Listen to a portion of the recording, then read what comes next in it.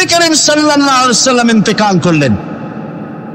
এরপরে ক্ষমতায় এলেন হযরত আবু বকর, প্রধান বিচারপতি হলেন হযরত ওমর।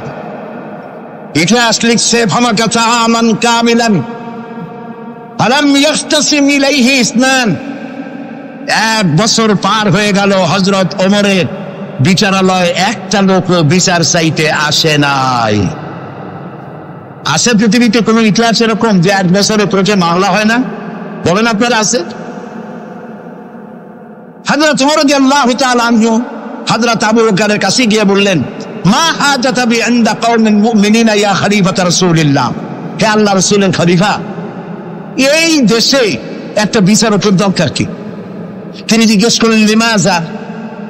কই যে আমি তো এক বছর থাকলাম, খালি বসে বসে কাঠখড়ি গুনলাম, কেউ বিচার চাইতে আসলো না।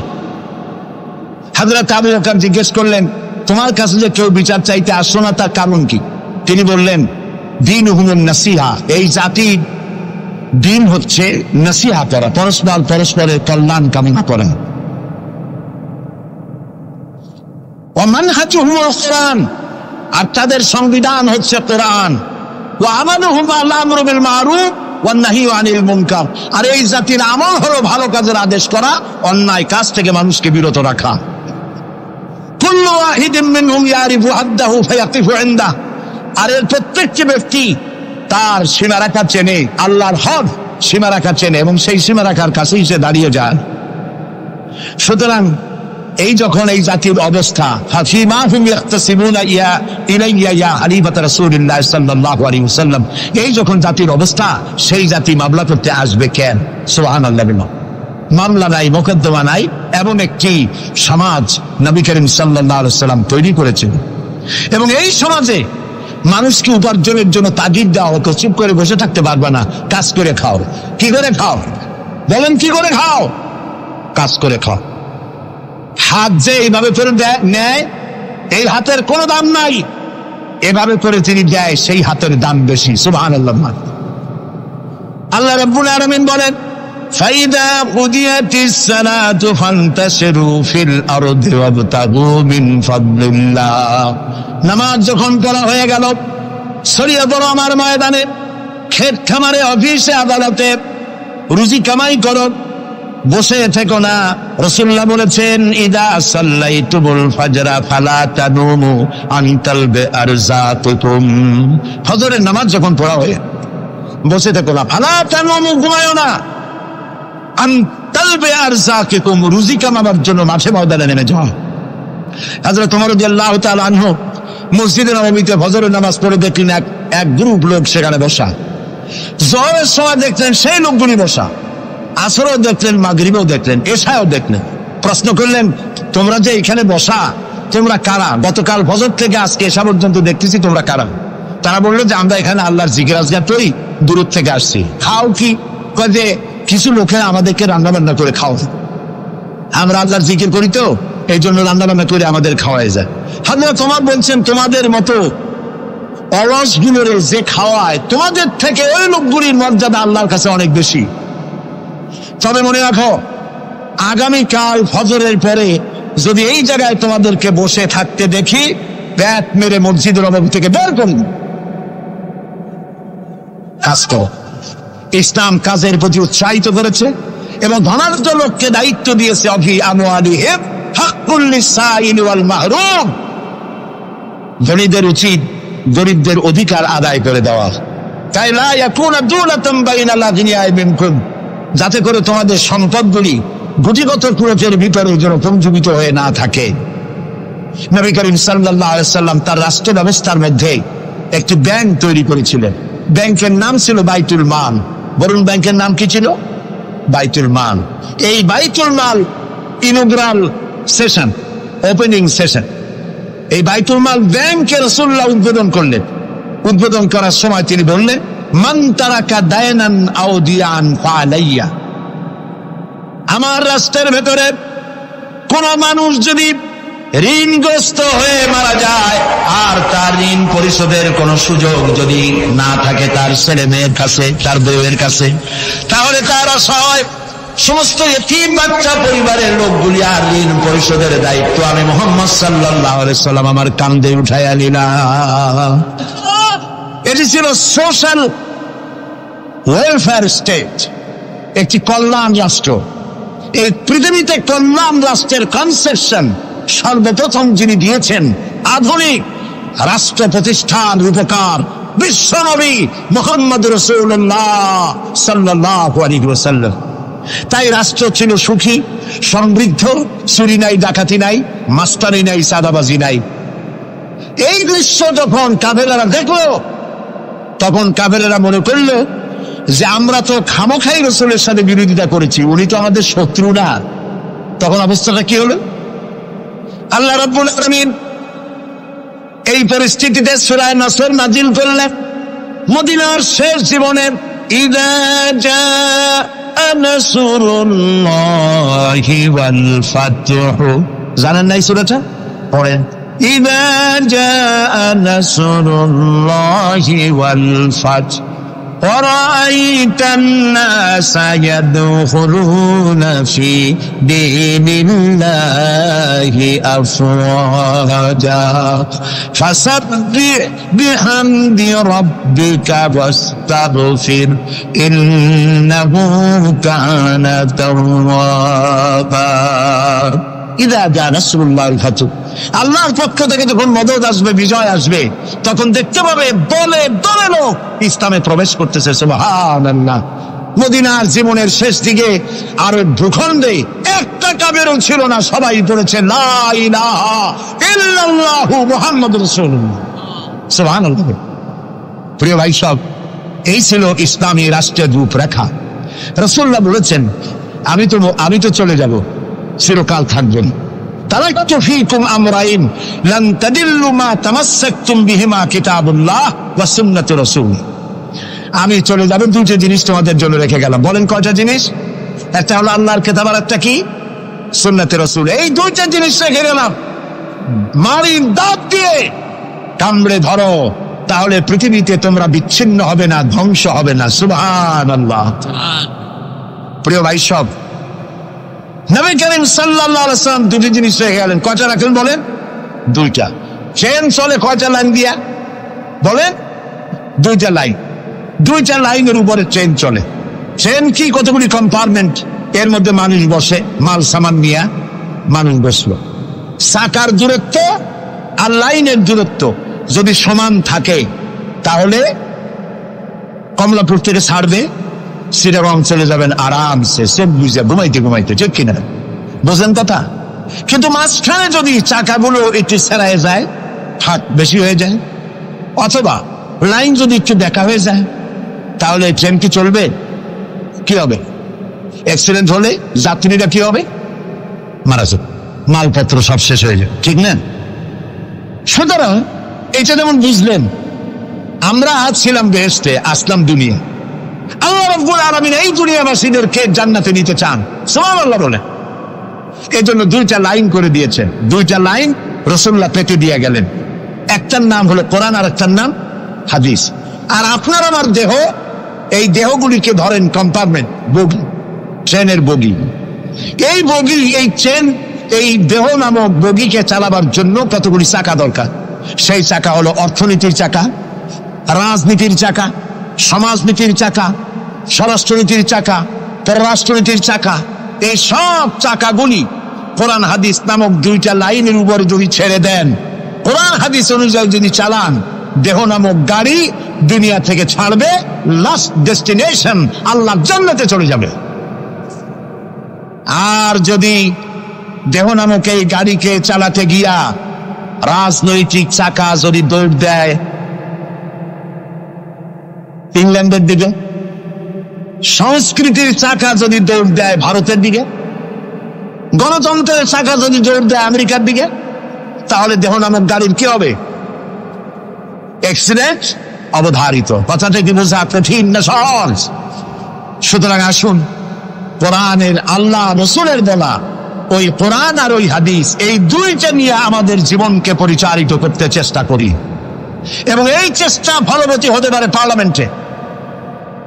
1000 বছর ওয়াজ করে যা করতে না পারবেন, পার্লামেন্টে যদি কোরআনের পক্ষের লোকেরা মেজরিটি হয়, তাহলে 1000 বছর ওয়াজের তুলনায় একটা বিল পাশ করলে অতি তাড়াতাড়ি তা হয়ে যায়। এই জন্য জনগণকে সেভাবে তৈরি হতে হবে, প্রস্তুতি নিতে হবে এবং বুঝতে হবে কোরআনের আইন ছাড়া সন্ত্রাস দুর্নীতি নির্মূল হবে না, হবে না, হবে না।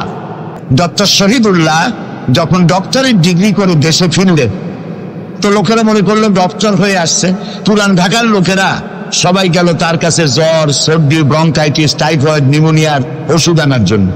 তিনি যে এত বুঝাইতে চেষ্টা করলেন যে আমি ওষুধের ডাক্তার না, আমি ভাষার ডাক্তার। পুরান ঢাকার লোকেরা কইল ডক্টর হইছে মগর ওষুধ দিবার পারে না।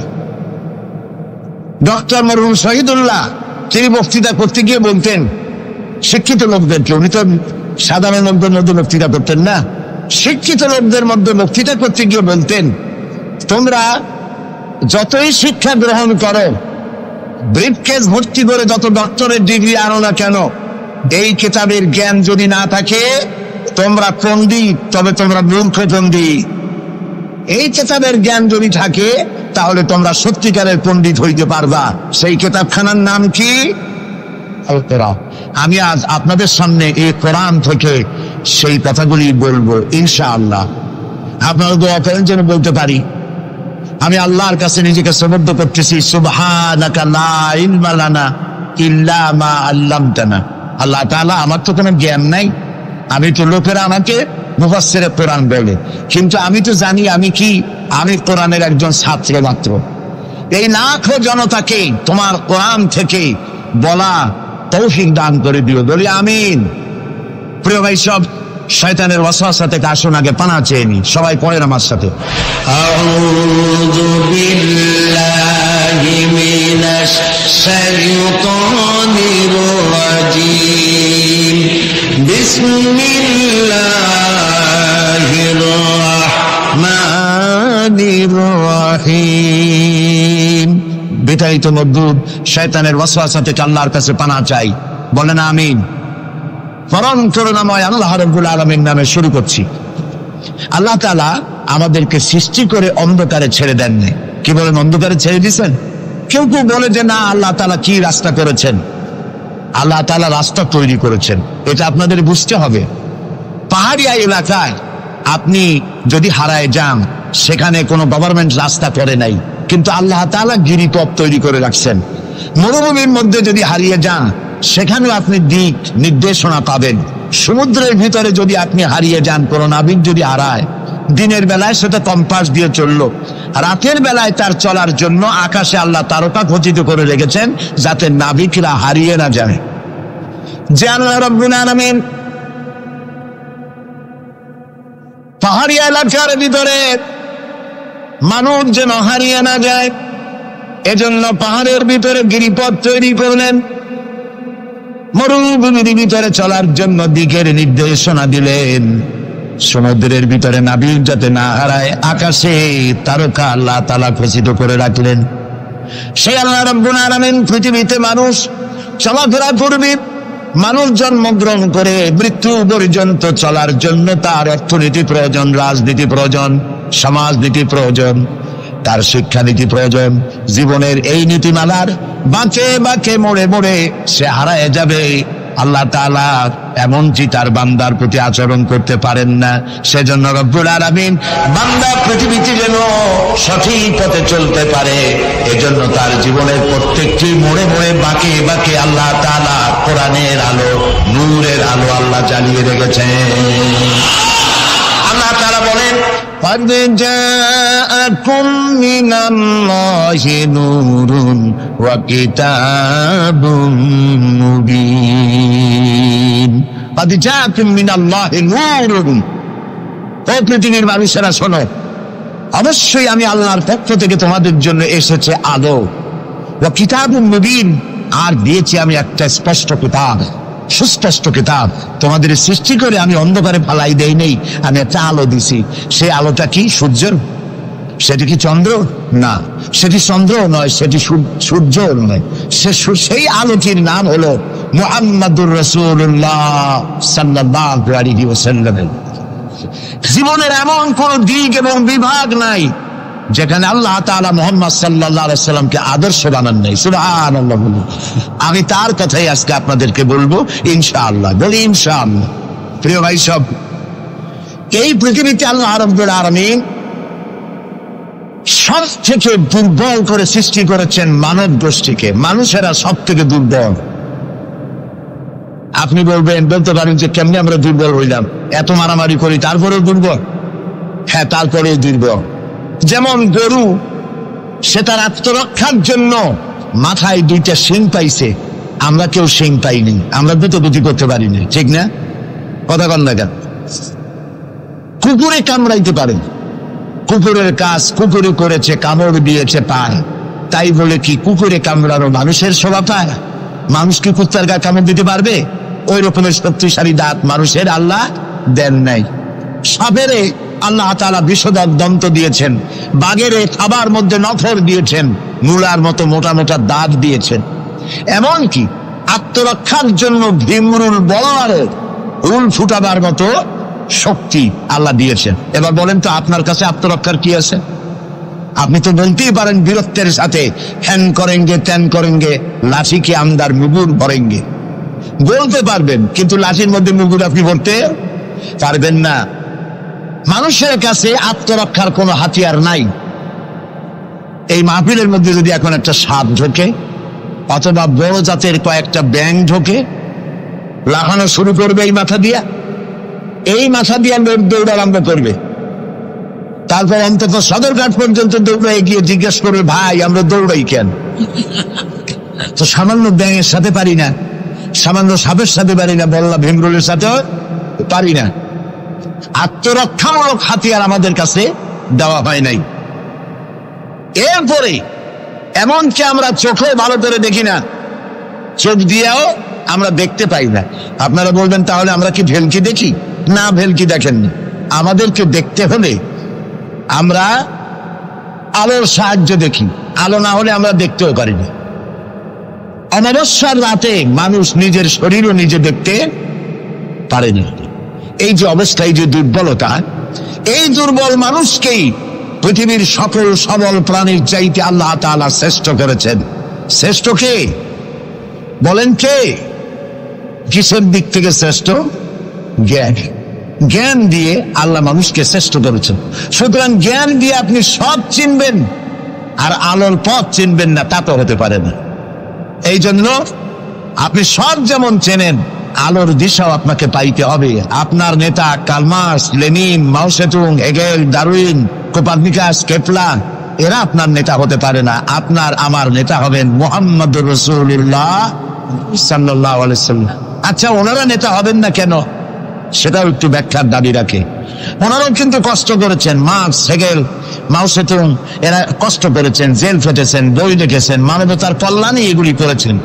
কিন্তু তাদের কথার কোনো মিল ছিল না। এক একজন এক এক ধরনের কথা বলেছেন, এবং তাদের কথা দিয়ে পৃথিবীর মানুষের জন্য কোনো স্থায়ী শান্তি প্রতিষ্ঠিত হয় নাই পৃথিবীর 1 ইঞ্চি জমিনের ওপারেও। এটা ঠিক কিনা? নবীদের কথায় আমাদের চলতে হবে, কারণ নবীদের কথার মধ্যে কোনো গরমিল হয় নাই। আদম আলাইহিস সালাম বলেছেন আল্লাহ এক, নূহ আলাইহিস সালাম বলেছেন বেশি হইতে পারে, নাউযুবিল্লাহ। ইব্রাহিম আলাইহিস সালাম বলেছেন আখিরাত আছে, আরেকজন নবী বলেছেন নাও থাকতে পারে। একজন নবী বলেছেন কবর আযাব হবে, আরেকজনে বলেন এটা একটা আমার চিন্তায় না থাকতেও পারে। এইরকম নবীদের কথার মধ্যে কোনো ব্যস্কম হয়েছে? বলেন হয়েছে? কেন হয় নাই? কারণ দার্শনিক, রাজনীতিবিদ, ওদের যে শ্রেণী, ওর থেকে নবীদের শ্রেণী সম্পূর্ণ স্বতন্ত্র, এবং 2 শ্রেণীর মাঝে গালফ অফ ডিফারেন্স। দার্শনিক এবং রাজনীতিবিদরা তারা কথা বলেন নিজস্ব মন মস্তিষ্ক প্রসূত জ্ঞান দিয়ে, আর নবীরা কথা বলেন আল্লাহর জ্ঞান দিয়ে। এই জন্য পৃথিবীতে যত নবী এসেছেন সমস্ত নবীদের স্লোগান ছিল একটা। কয়টা ছিল? আদম আলাইহিস সালাম থেকে নিয়ে শুরু করে মুহাম্মাদুর রাসূলুল্লাহ সাল্লাল্লাহু আলাইহি ওয়াসাল্লাম পর্যন্ত যত নবী আল্লাহ পৃথিবীতে পাঠিয়েছেন সমস্ত নবীদের স্লোগান একটাই ছিল, লা ইলাহা ইল্লাল্লাহু মুহাম্মাদুর রাসূলুল্লাহ। মুহাম্মদুর রাসূলুল্লাহ নবী করিম সাল্লাল্লাহু আলাইহি ওয়াসাল্লামের সময় হয়েছে। আর বাকি সমস্ত নবীর সময় স্লোগান একটাই ছিল, লা ইলাহা ইল্লাল্লাহ। কোনো বেশ কম নাই, সব নবীরা এক কথা বলেছেন। কারণ নবীরা যে কথা বলেছেন সমস্ত কথা আসছে একটা অফিস থেকে। কয়টা অফিস? এবার বলেন তো অফিসটার নাম কি? কার অফিস? আল্লাহর অফিস। এবং একজন মেসেঞ্জার সমস্ত নবীদের কাছে আল্লাহর মেসেজ বহন করে নিয়ে এসেছেন, সেই আল্লাহ কর্তৃক নিয়োগ প্রাপ্ত অথেন্টিক জেনুইন যিনি রাসূল ছিলেন, বার্তাবাহক ছিলেন, স্পেশাল মেসেঞ্জার ছিলেন, তার নাম কি? সুবহানাল্লাহ। পৃথিবীর সবচাইতে বেশি মর্যাদা এবং সব থেকে বেশি সুন্দর করে আল্লাহ তাআলা তাকে এই পৃথিবীতে পাঠিয়েছেন। তিনি যখন পৃথিবীতে আসলেন, পৃথিবীটা কি ছিল? চুরি, ডাকাতি, জেনা, ব্যভিচার, হত্যা, ধর্ষণে ভরপুর মরাজাতি। ওই যে বলেছিলাম মরাজাতি, এই মরাজাতিটারে কেমনে জিতে বানানো যায়, রাসূলুল্লাহ সেই চেষ্টা করলেন। 40 বছর বয়স হলে হেরা পাহাড় থেকে নেমে এনে কবি বলছেন, উতর কর গারে হেরা সে সুয়ে কওম আয়া, উতর কর গারে হেরা সে সুয়ে কওম আয়া, और एक नुस्खे किमिया साथ लाया। হেরা পাহাড় থেকে নবীজি নেমে এলেন, সাথে আনলেন পরশ পাথর, নাম কি? কোরআন। হেরা পাহাড় থেকে নেমে আসলেন, হাতে আনলেন পরশ পাথর। এই পরশ পাথরের ছোঁয়া যখন লাগলো, ওমরের মতো পাথর সোনার টুকরা হয়ে গেল। সুবহানাল্লাহ। যারা ছিল নারী জাতির ইজ্জত, সতীত্ব, সংগ্রামের জম, তারা হয়ে গেল নারী জাতির পাহারাদার। সুবহানাল্লাহ বলুন। কোরআন মরা জাতিকে জিন্দা করছে। আহারে কপাল, সেই কোরআন শরীফ দিয়ে তাবিজ লিখি আমরা। আরে বাবা, বাংলাদেশে ইমদাদিয়া লাইব্রেরি, ওসমানিয়া লাইব্রেরি, কতগুলি লাইব্রেরি হয়েছে চকবাজার এলাকায়।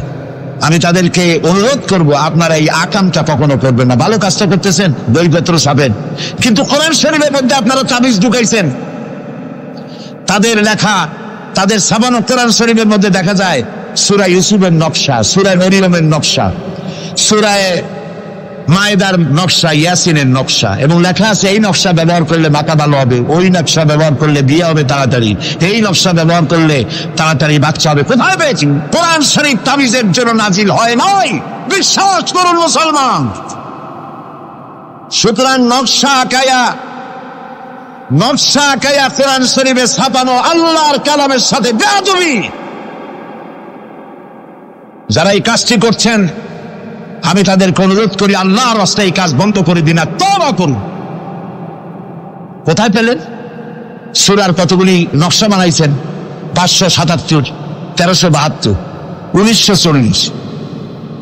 এদিকে কেমনে হইল সূরা ফাতিহা? বিসমিল্লাহরে বানাইছে 786। এটা তো আপনারা সকলেই জানেন, ঠিক না? বিসমিল্লাহ উদ্দিন লেখে কেনা 786, কপালে যা আছে হোক। প্রিয় ভাই সব, 10 লক্ষ বার যদি 786 লেখেন, একবার বিসমিল্লাহর সমান হবে না। বিসমিল্লাহর মধ্যে 19টা অক্ষর আছে, কয়টা? আর আল্লাহ রাসূল কি বলেছেন? আল্লাহর নবী বলেছেন, কোরআনে কারীমের প্রত্যেকটি অক্ষরে যখন পড়বে বান্দা 10টা করে নেকি হবে। বিসমিল্লাহির রহমানির রহিম পড়েন আমার সাথে, বিসমিল্লাহির রহমানির রহিম। রাসূলুল্লাহর ওয়াদা অনুযায়ী আমার সাথে যখনই পড়লেন বিসমিল্লাহির রহমানির রহিম, একটা অক্ষরে 10, 19টায় 190টি নেকি আমাদের আমলনামায় লেখা হয়ে গেছে। কাজে এই নকশা দিয়ে যারা তাবিজের ব্যবসা করে, কিয়ামতে অবশ্যই আসামি হতে হবে। যারা কোরআনকে তাবিজের কাজে ব্যবহার করেছেন, আল্লাহর কাছে দায়ী হতেই হবে। কারণ মানুষকে আপনারা বোঝাতে চেষ্টা করেছেন কোরআন তাবিজের কিতাব, অথচ কোরআন এসেছিল একটি সমাজ, একটি রাষ্ট্র বিপ্লব করার জন্য। রাসূলুল্লাহ হচ্ছেন পৃথিবীতে সুন্দর সুখী সমৃদ্ধশালী আধুনিক রাষ্ট্রের শ্রেষ্ঠ রূপকার। এবং এই কোরআন দিয়ে তিনি এমন এক রাষ্ট্র বিনির্মাণ করেছিলেন যেখানে চুরি ছিল না, ডাকাতি ছিল না, জেনা ছিল না, ব্যভিচার ছিল না, হত্যা ছিল না, ধর্ষণ ছিল না, সন্ত্রাস মুক্ত সমৃদ্ধি একটি সুখী সমাজ তৈরি করেছিলেন নবী করিম সাল্লাল্লাহু আলাইহি ওয়াসাল্লাম। প্রিয় ভাই সব, বড় আফসোস লাগে সেই কোরআনে শুধু চুমাই খাই, বুকেই লাগাই, আর এই কোরআন শরীফ নিয়ে আমরা কাজে লাগাইতে পারলাম না। এটা ঠিক কিনা? কোরআনকে কাজে লাগাইতে পারছি? পারি নাই। কোরআন শরীফ খালি ঝুলে ঝুলে পড়ি। দেখেন, রমজান মাসে আমাদের দেশের লোকেরা ব্যক্ত করে, ভাই তোমার বাড়ি কি হয়েছে জানি না, আমার পুতের বউ 7 খতম, আমার মেয়ে ক্লাস 9-এ পড়ে, ও 3 খতম, ওর মায় 13 খতম, আর আমি নিজে এমনি এমনি খতম। আপনি প্রতিযোগিতা করে কোরআন শরীফ খতম করবেন, এই জন্য নাযিল হয়েছে কোরআন শরীফ। আপনি কি বিশ্বাস করেন? কোন কোন সাহাবী সূরা বাকারা শেষ করতে সময় লেগেছে 2 বছর 3 বছর। কেন পড়তে পারতেন না? তিনি সময় লাগলো কেন? এই জন্য সময় লেগেছে, এক একটি আয়াত তারা তেলাওয়াত করেছেন। শুনতেছেন কথা? এক একটি আয়াত তেলাওয়াত করেছেন, অর্থ বুঝেছেন, ব্যাখ্যা বুঝেছেন, জীবনের উপরে আমল করেছেন, এরপর আরেকটা আয়াত পড়েছেন, বুঝেছেন, আমল করেছেন, তারপরে আরেকটা পড়েছেন। এইরকম করে করে কোরআন তেলাওয়াত করে জীবনের উপরে আমল করার পর সাহাবীরা যখন রাস্তা দিয়ে হাঁটতেন, মানুষেরা দেখতো যেন কোরআন হেঁটে যাচ্ছে। আরে আজ পৃথিবীতে আমরা মায়ের খাবো না কেন? আমি তো বলি বুশের মতো আরো 2-4টা বুশ আসা দরকার। মাইল আমাদের খাওয়াই দরকার। দুনিয়ার সব জাতি চেনা যায়, মুসলমান চেনা যায় না। প্রিয় ভাই সব, নবী করিম সাল্লাল্লাহু আলাইহি ওয়াসাল্লাম এই পরশ পাথর নিয়ে আসলেন। ওমর আসতেন রাসূলকে হত্যা করতে। চিন্তা করেন, নবী হত্যা করতে আসে, কত বড় জাহেল সেই ওমর। আর ওমর ছিলেন কি হইলেন বলেন? কি সোনা ডায়মন্ড হয়ে গেলেন। আল্লাহু আকবার বলেন। আমার রাসূল বললেন, আমার পরে লা নবিয়্যা বাদি ওয়ালা রাসূলা, আমার পরে নবীও হবে না, রাসূলও হবে না। কিন্তু আমার পরে যদি আল্লাহ কাউকে নবী বানাতেন, ওমর অবশ্যই নবী হয়ে যেতেন। আল্লাহু আকবার। প্রিয় ভাই সব, ওমর রে জাহালাত থেকে কয়লার খনি ছিল ওমর, সেইখান থেকে ডায়মন্ড বানাই দিল আল্লাহ তাআলা। কি দিয়ে বানাইলেন? কোরআন। আমরা কিন্তু এর কাছেও যাইতে পারলাম না, খালি চুমা দিলাম আর তাবিজ বানাই গলায় ঝুলাইলাম। এই কোরআন শরীফ আমরা একটা কাপড় দিয়ে পেঁচাই রাখি। আমাদের ঘরে কাপড় দিয়ে কোরআন অনেকের বাড়িতে পেঁচানো আছে, আছে না? এই কাপড়টা যদি মাটিতে পড়ে যায়, যদি পাও লাগে, তাহলে আমরা আটকে উঠি, ঠিক না? কাপড়টা উঠাই কি করি? চুমা দিই। একটা কাপড় আটকে কিছু না, এখানে তো টেবিলেও কাপড় আছে, আমার পায়ের তলেও কাপড় আছে, আমার পরনেও কাপড় আছে, ঠিক না? আপনাদের আছে না? তো এগুলো পাও লাগবে তো আমি আটকে উঠি না। কোরআন শরীফের সাথে যে কাপড়টা ছিল ওটা পড়ে গেলে পাও লাগলে আটকে উঠি এবং অপরাধ বোধের সৃষ্টি হয়, ঠিক কিনা? কেন হয়? কারণ এই কাপড়টা কোরআনের সাথে কিছুদিন জড়ানো ছিল।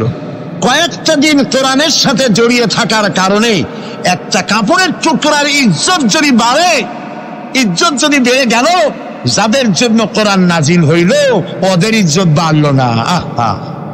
আমাদের ইজ্জত বাড়ছে। আমাদের ইজ্জত যদি বাড়বে তাহলে ইরাকে বুশেরা আমাদের মারে কেন?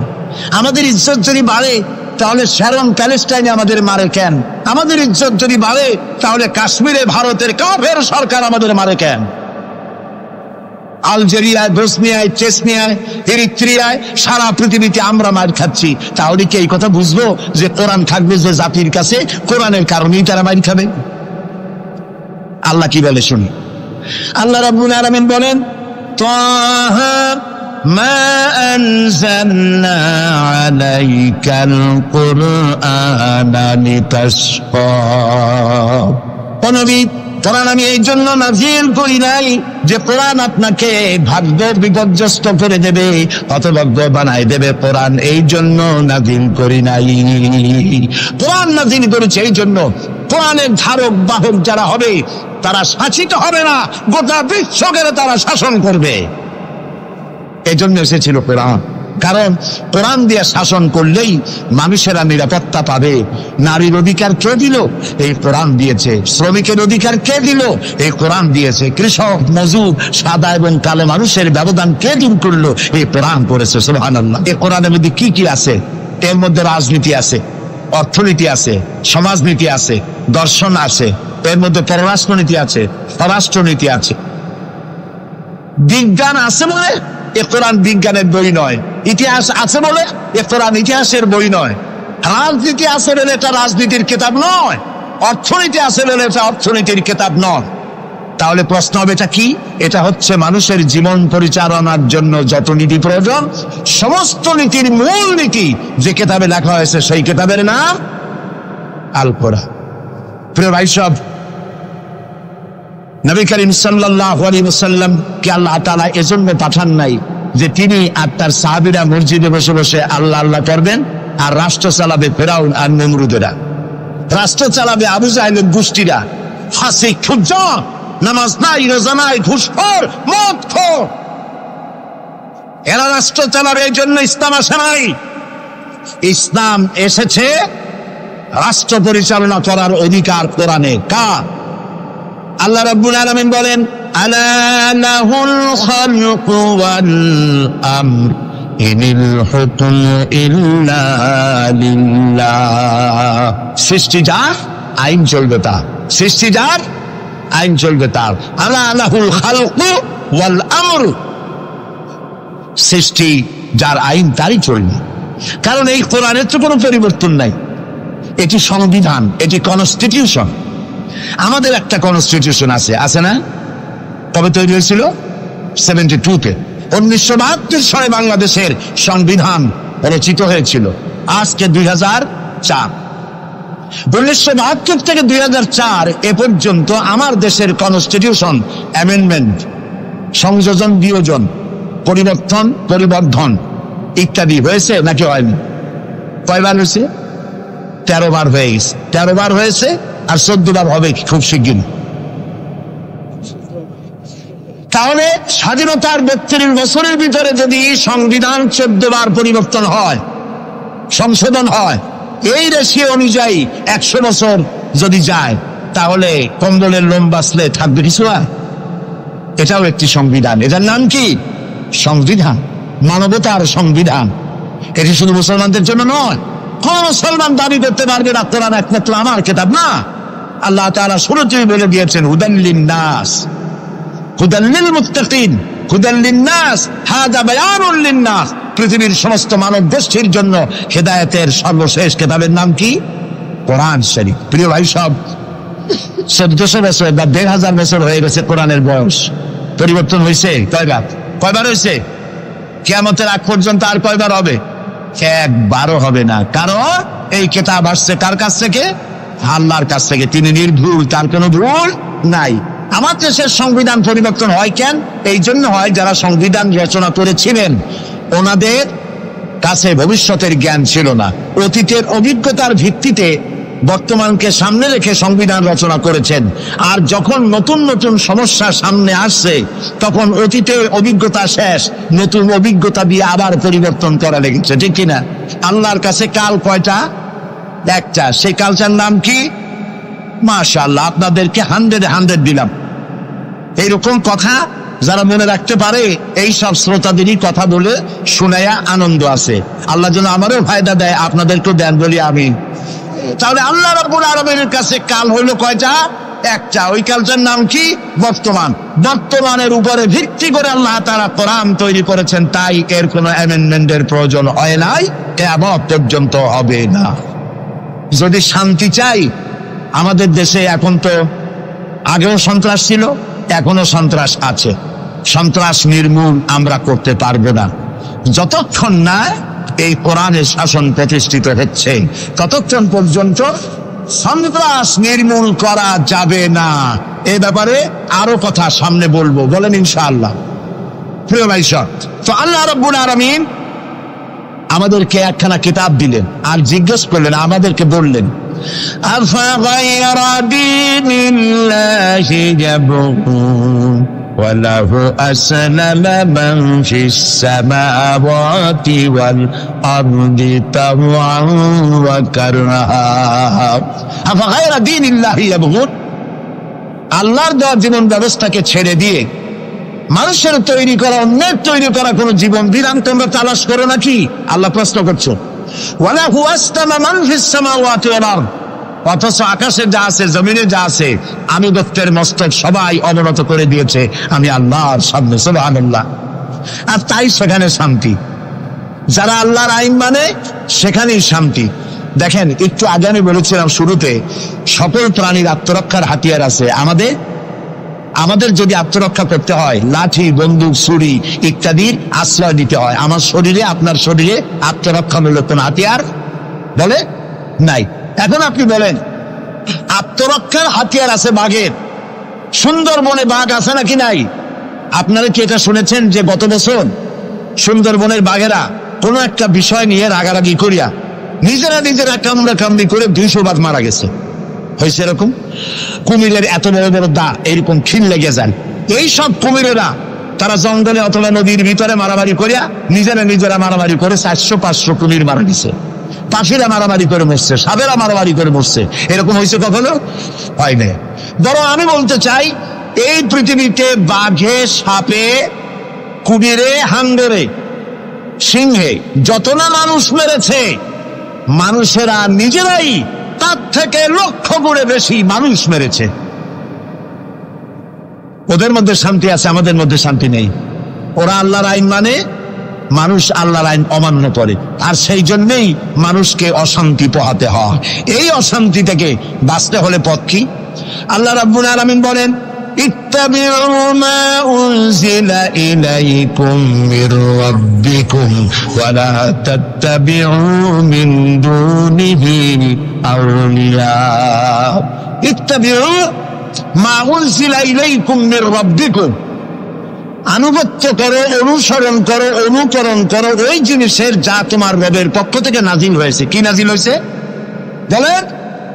এইটার অনুসরণ করো। ওয়ালা তাত্তাবিউ মিন দুনিহি আউলিয়া। আর তোমাদের নেতারা যা কিছু তোমাদের জন্য বানিয়েছে তার অনুসরণ করো না। মানব রচিত আইনে শান্তি নাই। আল্লাহ তাআলা বলছেন, আমার বান্দারা, ইত্তাবিউ মা উনজিলা ইলাইকুম মির রাব্বিকুম, আল্লাহর পক্ষ থেকে যে কিতাব আসছে এইটার অনুসরণ করো, এটার মধ্যে সব আছে। নবী করিম সাল্লাল্লাহু আলাইহি ওয়াসাল্লাম এটাকে দিয়েছিলেন যেভাবে, সেইভাবে করতে হবে। আমরা কি নবীকে সেই মর্যাদা দেই? না দেইনি। মুহাম্মদ সাল্লাল্লাহু আলাইহি ওয়াসাল্লামকে মনে করেছি অন্যান্যরা যেমন নেতা, মুহাম্মদ সাল্লাল্লাহু আলাইহি ওয়াসাল্লাম এইরকম একজন ধর্মীয় নেতা। কোরআন শরীফকে মনে করেছি বাইবেল যেমন ধর্মগ্রন্থ, কোরআন ওইরকম একটা ধর্মগ্রন্থ। আমি আপনাদেরকে বলতে চাই, এই কোরআন একটি মুকাম্মাল নিজামে হায়াতের নাম। জীবনের সব কথা আল্লাহ তাআলা এখানে বলে দিয়েছেন। এই জন্য গতানুগতিক ভাবে ধর্মীয় পুস্তক নয়। আর মুহাম্মদ সাল্লাল্লাহু আলাইহি ওয়াসাল্লাম গতানুগতিক ভাবে কোন ধর্মীয় নেতা নন। তিনি হচ্ছেন আদর্শ, পৃথিবীর সব মানুষের জন্য আদর্শ নেতা, এক সফল রাষ্ট্রনায়ক, আল্লাহ রাসূল। সুবহানাল্লাহ। নবী করিম সাল্লাল্লাহু আলাইহি ওয়াসাল্লাম রাষ্ট্র প্রতিষ্ঠা করেছেন, ইসলামের রাষ্ট্র। তার বুনিয়াদ কি? ওয়াতাসিমু বিহাবিলিল্লাহি জামিআন ওয়া লা তাফাররাকু। ঐক্যবদ্ধভাবে আমার রজ্জুকে, আল্লাহর রশিকে মজবুত করে ধারণ করো। কে বলতেছেন? আল্লাহ। নবী করিম সাল্লাল্লাহু আলাইহি ওয়াসাল্লাম যে রাষ্ট্র পরিচালনা করেছিলেন, সেখানে কোনো জাতি, বর্ণ ও আঞ্চলিকতাকে গুরুত্ব দেওয়া হয় নাই। সেখানে গুরুত্ব দেওয়া হয়েছে হাবলুল্লাহ। হাবলুল্লাহ মানে কি বলেন? আল্লাহর রশি। বলেন আপনারা, হাবলুল্লাহ মানে কি? আল্লাহর রশি। আল্লাহর রশি কি?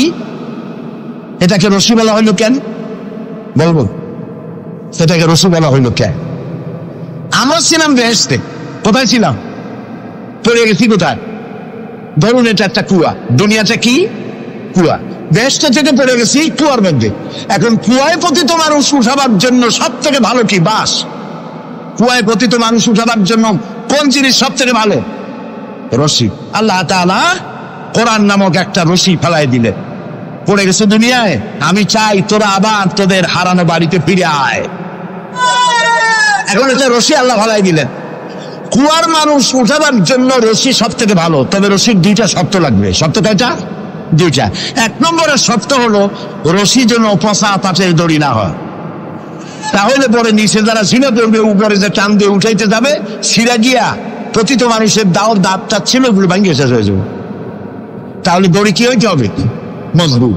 দুই নম্বর, যিনি ধরে টান দিবেন তার হাত হতে হবে মজবুত, তা না হলে পরে যত মানুষ ছিঁড়ে পড়বে ওই হাত থেকে যদি দড়ি ফসকে যায়, যাও চান ছিল তাও শেষ।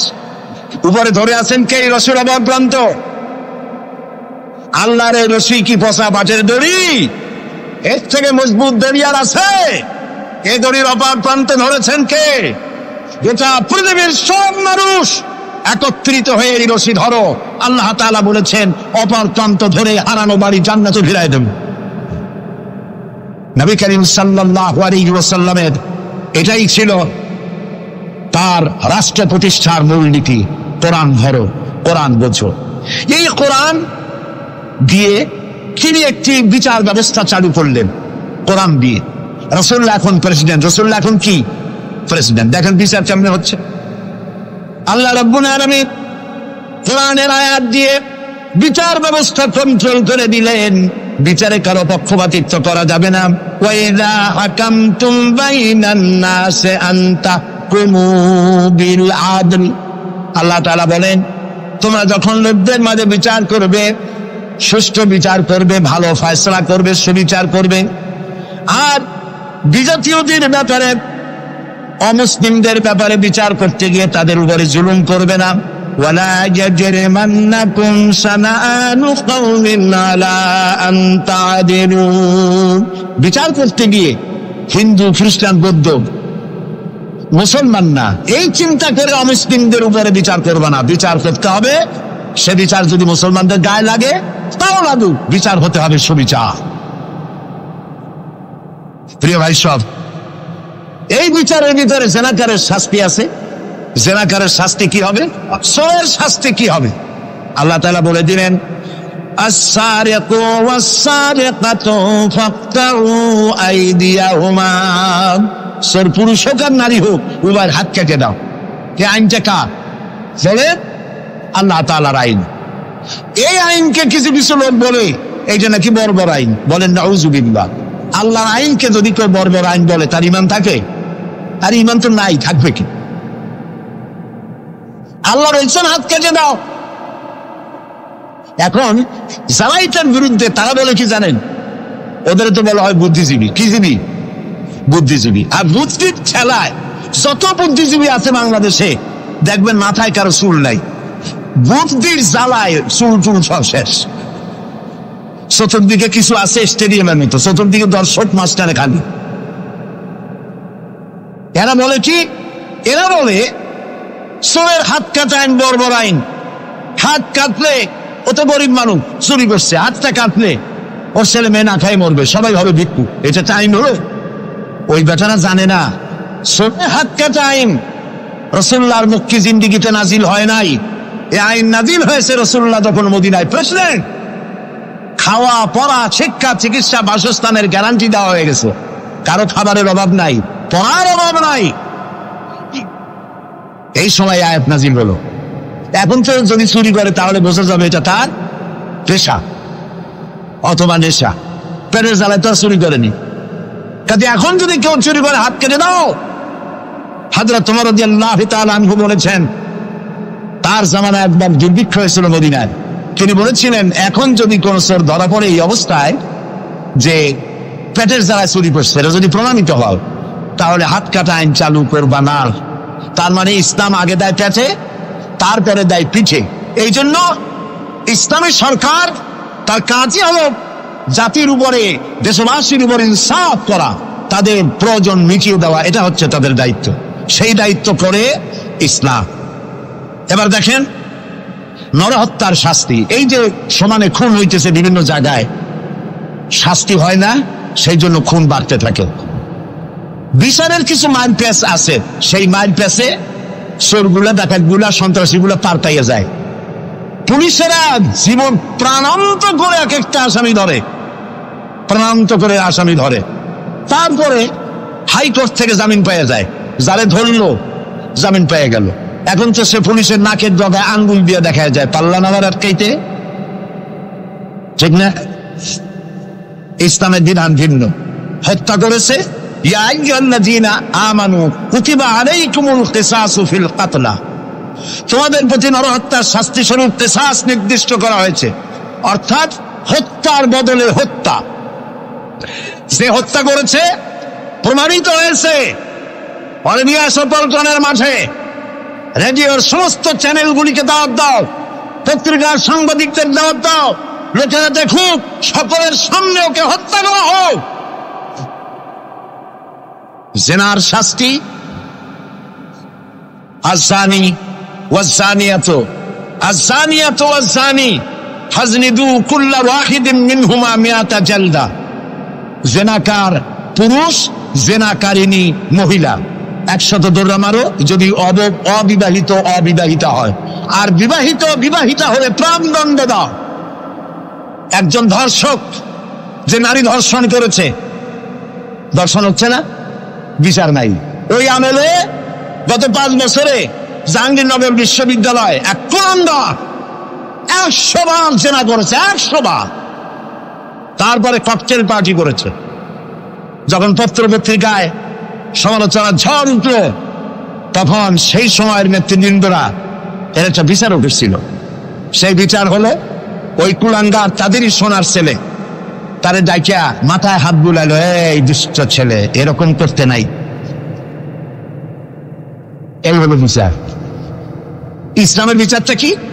ইসলামের বিচার হয়েছে ধর্ষক প্রমাণিত হয়েছে, নিয়ে আসো ময়দানে, চতুর্দিকে লোকেরা পাথর নিয়ে দাঁড়াও, পাথর মেরে ওর গায়ের গোস্ত, হাড্ডি, চর্বি, চামড়া, রক্ত বাতাসের সাথে উড়ায় দাও। এই দৃশ্য যারা দেখবে উপস্থিত থেকে, রেডিও এবং টেলিভিশনের মাধ্যমে যারা দেখবে, চিন্তা করেন এরপরে যদি ধর্ষণ এই নামটা যদি মাথায় আসে, 15 জগ পানি খাওয়া লাগবে ধর্ষণের, ঠিক কিনা বলে? এই বিচারটা কার? চিল্লাবেন। নবী করিম সাল্লাল্লাহু আলাইহি ওয়াসাল্লাম পৃথিবীর সফল শ্রেষ্ঠ রাষ্ট্রনায়ক, কোরআনের এই বিচার পদ্ধতি দিয়ে একটি সুন্দর সমাজ বিনির্মাণ করেছিলেন, যেখানে চুরি নাই, ডাকাতি নাই, জেনা নাই, হত্যা নাই, ধর্ষণ নাই, সব বন্ধ। প্রিয় ভাই, সব আল্লাহর কথা, রাসূলের কথা, ইতিহাসের কথা বলছি। আলহামদুলিল্লাহ বলে নবী করিম সাল্লাল্লাহু আলাইহি ওয়াসাল্লাম ইন্তেকাল করলেন। এরপরে ক্ষমতা এলেন হযরত আবু বকর, প্রধান বিচারপতি হলেন হযরত ওমর। ইতিহাস লিখছে, ফামাকাতা আমান কামিলান ফালাম ইয়াখতাসিম ইলাইহি ইসনান। 1 বছর পার হয়ে গেল, হযরত ওমরের বিচারালয় একটা লোক বিচার চাইতে আসে নাই। আছে পৃথিবীতে কোন ইতিহাস এরকম যে 1 বছরে প্রতি মামলা হয় না? বলেন আপনারা, আছে? হযরত ওমর রাদিয়াল্লাহু তাআলা আনহু হযরত আবু বকরের কাছে গিয়ে বললেন, মা হাজাতা বি ইনদা কওমিন মুমিনিনা ইয়া খলিফাত রাসূলিল্লাহ। হে আল্লাহর রাসূলের খলিফা, এই দেশে একটা বিচারকের দরকার কি? তিনি জিজ্ঞেস করলেন, লিমাযা? কই যে আমি তো এক বছর থাকলাম, খালি বসে বসে কাঠখড়ি বুনলাম, কেউ বিচার চাইতে আসলো না। হযরত আবু বকর জিজ্ঞেস করলেন, তোমার কাছে যে কেউ বিচার চাইতে আসলো না, তার কারণ কি? তিনি বললেন, দীনুহুমুন নাসিহা। এই জাতির দিন হচ্ছে নাসিহা করা, পরস্পরের কল্যাণ কামনা করা। ওয়া মানহাজুহুমুল কুরআন, আর তাদের সংবিধান হচ্ছে কোরআন। ওয়া আমালুহুম আল আমরু বিল মারুফ ওয়ান নাহয়ু আনিল মুনকার, আর এই জাতির আমল হলো ভালো কাজের আদেশ করা, অন্যায় কাজ থেকে মানুষকে বিরত রাখা। কুল্লু ওয়াহিদিন মিনহুম ইয়ারিফু হাদ্দাহু ফায়াকিফু ইনদাহু, আর এর প্রত্যেকটি ব্যক্তি তার সীমারেখা চেনে, আল্লাহর হদ সীমারেখা চেনে, এবং সেই সীমারেখার কাছেই সে দাঁড়িয়ে যায়। সুতরাং এই যখন এই জাতির অবস্থা, ফাফিমা হুম ইয়াখতাসিমুনা ইলাইয়া ইয়া খলিফাত রাসূলিল্লাহ সাল্লাল্লাহু আলাইহি ওয়াসাল্লাম, এই যখন জাতির অবস্থা, সেই জাতি মামলা করতে আসবে কেন? সুবহানাল্লাহ। মামলা নাই, মোকদ্দমা নাই, এমন একটি সমাজ নবী করিম সাল্লাল্লাহু আলাইহি ওয়াসাল্লাম তৈরি করেছেন। এবং এই সমাজে মানুষকে উপার্জনের জন্য তাগিদ দেওয়া হতো, চুপ করে বসে থাকতে পারবে না, কাজ করে খাও। কি করে খাও বলেন? কি করে খাও? কাজ করে খাও। হাত যে এইভাবে করে নেয়, এই হাতের কোনো দাম নাই, এভাবে করে তিনি দেয়, সেই হাতের দাম বেশি। সুবহানাল্লাহ। আল্লাহ রাব্বুল আলামিন বলেন, ফাইদা কুদিয়াতিস সালাতু ফান্তাশিরু ফিল আরদি ওয়াবতাগু মিন ফাদলিল্লাহ। নামাজ যখন পড়া হয়ে গেল, ছড়িয়ে পড়ো আমার ময়দানে, ক্ষেত খামারে, অফিসে, আদালতে, রুজি কামাই করো, বসে থেকো না। রাসূলুল্লাহ বলেছেন, ইদা সাল্লাইতুমুল ফাজরা ফালা তানুমু আন তালবে আরযাতুকুম। ফজরের নামাজ যখন পড়া হয়ে বসে থেকো না, ফালা তানুমু, ঘুমায়ো না, আন তালবে আরযাতুকুম, রুজি কামাবার জন্য মাঠে ময়দানে নেমে যাও। হযরত ওমর রাদিয়াল্লাহু তাআলা আনহু মসজিদে নববীতে ফজরের নামাজ পড়ে দেখলেন এক গ্রুপ লোক সেখানে বসা। জোহরের সময় দেখলেন সেই লোকগুলি বসা, আসরও দেখলেন, মাগরিবেও দেখলেন, এশাও দেখলেন। প্রশ্ন করলেন, তোমরা যে এখানে বসা, তোমরা কারা? গতকাল ফজর থেকে আজকে এশা পর্যন্ত দেখতেছি, তোমরা কারা? তারা বললো যে আমরা এখানে আল্লাহর জিকির আজগার করি, দূর থেকে আসছি। খাও কি? যে কিছু লোকেরা আমাদেরকে রান্না বান্না করে খাও, আমরা আল্লাহর জিকির করি তো এই জন্য রান্না বান্না করে আমাদের খাওয়াই যায়। হাজরা তোমার বলছেন, তোমাদের মতো অলসগুলোরে যে খাওয়ায়, তোমাদের থেকে ওই লোকগুলির মর্যাদা আল্লাহর কাছে অনেক বেশি। তবে মনে রাখো, আগামীকাল ফজরের পরে যদি এই জায়গায় তোমাদেরকে বসে থাকতে দেখি, ব্যাট মেরে মসজিদের নববী থেকে বের করুন। কাজ করো। ইসলাম কাজের প্রতি উৎসাহিত করেছে এবং ধনাঢ্য লোককে দায়িত্ব দিয়েছে, অফি আমওয়ালিহিম হাক্কুল লিসাইল ওয়াল মাহরুম। ধনীদের উচিত গরিবদের অধিকার আদায় করে দেওয়া, তাই লা ইয়াকুনা দুলাতাম বাইনাল আগনিয়াই মিনকুম, যাতে করে তোমাদের সম্পদগুলি গুটিগত কুরতের ভিতরে যেন পঞ্জীবিত হয়ে না থাকে। নবী করিম সাল্লাল্লাহু আলাইহি ওয়াসাল্লাম তার রাষ্ট্র ব্যবস্থার মধ্যে একটি ব্যাংক তৈরি করেছিলেন। ব্যাংকের নাম ছিল বাইতুল মাল। বলুন, ব্যাংকের নাম কি ছিল? বাইতুল মাল। এই বাইতুল মাল ইনগ্রাল সেশন, ওপেনিং সেশন, এই বাইতুল মাল ব্যাংকে রাসূলুল্লাহ উদ্বোধন করলেন। উদ্বোধন করার সময় তিনি বললেন, মান তারাকা দায়নান আও দিয়ান ফালাইয়া। আমার রাষ্ট্রের ভেতরে কোন মানুষ যদি ঋণগ্রস্ত হয়ে মারা যায় আর তার ঋণ পরিশোধের কোন সুযোগ যদি না থাকে তার ছেলে মেয়ের কাছে, তার বউয়ের কাছে, তাহলে তার অসহায় সমস্ত ইতিম বাচ্চা পরিবারের লোকগুলি আর ঋণ পরিশোধের দায়িত্ব আমি মুহাম্মদ সাল্লাল্লাহু আলাইহি সাল্লাম আমার কাঁধে উঠাইয়া নিলাম। এটি ছিল সোশ্যাল ওয়েলফেয়ার স্টেট, একটি কল্যাণ রাষ্ট্র। এই পৃথিবীতে কল্যাণ রাষ্ট্রের কনসেপশন সর্বপ্রথম যিনি দিয়েছেন, আধুনিক রাষ্ট্র প্রতিষ্ঠান রূপকার বিশ্বনবী মুহাম্মদ রাসূলুল্লাহ সাল্লাল্লাহু আলাইহি ওয়াসাল্লাম। তাই রাষ্ট্র ছিল সুখী, সমৃদ্ধ, চুরি নাই, ডাকাতি নাই, মাস্তানি নাই, চাঁদাবাজি নাই। এই দৃশ্য যখন কাফেরেরা দেখলো, তখন কাফেরেরা মনে করলো যে আমরা তো খামোখাই রাসূলের সাথে বিরোধিতা করেছি, উনি তো আমাদের শত্রু না। তখন অবস্থাটা কি হলো? আল্লাহ রাব্বুল আলামিন এই পরিস্থিতিতে সূরা নাসর নাজিল করলেন। মদিনার শেষ জীবনের ইযা জাআ নাসরুল্লাহি ওয়াল ফাতহু, জানেন না এই সূরাটা?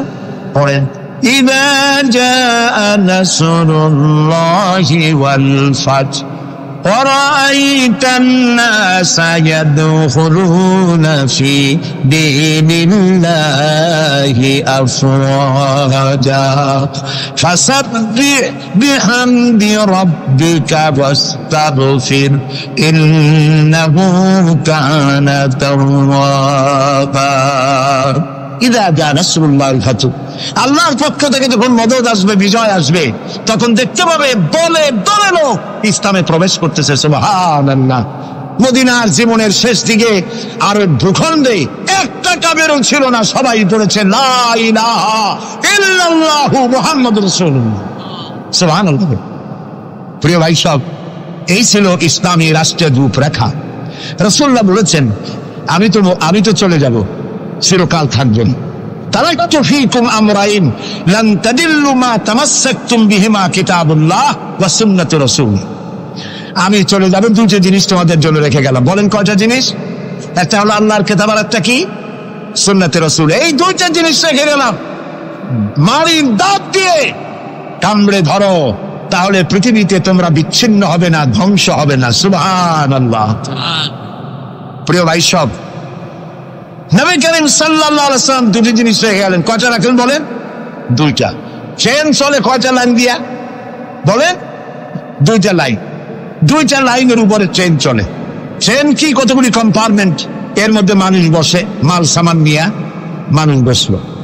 চাকার দূরত্ব আর লাইনের দূরত্ব যদি সমান থাকে, তাহলে কমলাপুর থেকে ছাড়বে, শ্রীরকম চলে যাবেন আরামসে, সব বুঝে ঘুমাইতে ঘুমাইতে, ঠিক কিনা? বোঝেন কথা? কিন্তু মাঝখানে যদি চাকাগুলো একটু সেরায় যায়, ফাঁক বেশি হয়ে যায়, অথবা লাইন যদি একটু দেখা হয়ে যায়, তাহলে ট্রেন কি চলবে? কি হবে? অ্যাক্সিডেন্ট হলে যাত্রীরা কি হবে? মারা যাবে, মালপত্র সব শেষ হয়ে যায়, ঠিক না? সুতরাং এটা যেমন বুঝলেন, আমরা আজ ছিলাম বেহেশতে, আসলাম দুনিয়া। আল্লাহ রাব্বুল আলামিন এই দুনিয়াবাসীদেরকে জান্নাতে নিতে চান, সুবহানাল্লাহ বলে। এই জন্য দুইটা লাইন করে দিয়েছেন। দুইটা লাইন রাসূলুল্লাহ পেতে দিয়ে গেলেন। একটার নাম হলো কোরআন, আর একটার নাম হাদিস। আর আপনার আমার দেহ, এই দেহগুলিকে ধরেন কম্পার্টমেন্ট, বগি, ট্রেনের বগি। এই বগি, এই ট্রেন, এই দেহ নামক বগিকে চালাবার জন্য কতগুলি চাকা দরকার। সেই চাকা হলো অর্থনীতির চাকা, রাজনীতির চাকা, সমাজনীতির চাকা, স্বরাষ্ট্রনীতির চাকা, পররাষ্ট্রনীতির চাকা। এই সব চাকাগুলি কোরআন হাদিস নামক দুইটা লাইনের উপরে যদি ছেড়ে দেন, কোরআন হাদিস অনুযায়ী যদি চালান, দেহ নামক গাড়ি দুনিয়া থেকে ছাড়বে, লাস্ট ডেস্টিনেশন আল্লাহর জান্নাতে চলে যাবে। আর যদি দেহ নামক এই গাড়িকে চালাতে গিয়া রাজনৈতিক চাকা যদি দৌড় দেয় ইংল্যান্ডের দিকে, সংস্কৃতির চাকা যদি দৌড় দেয় ভারতের দিকে, গণতন্ত্রের চাকা যদি দৌড় দেয় আমেরিকার দিকে, তাহলে দেহ নামক গাড়ির কি হবে? অ্যাক্সিডেন্ট অবধারিত। কথাটা কি বোঝা কঠিন না সহজ? সুতরাং আসুন, কোরআনের, আল্লাহ রসুলের বলা ওই কোরআন আর ওই হাদিস, এই দুইটা নিয়ে আমাদের জীবনকে পরিচালিত করতে চেষ্টা করি। এবং এই চেষ্টা ফলবতী হতে পারে পার্লামেন্টে।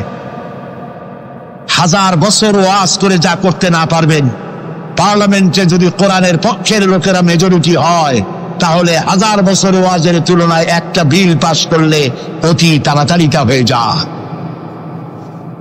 এই জন্য জনগণকে সেভাবে তৈরি হতে হবে, প্রস্তুতি নিতে হবে এবং বুঝতে হবে কোরআনের আইন ছাড়া সন্ত্রাস, দুর্নীতি নির্মূল হবে না, হবে না, হবে না।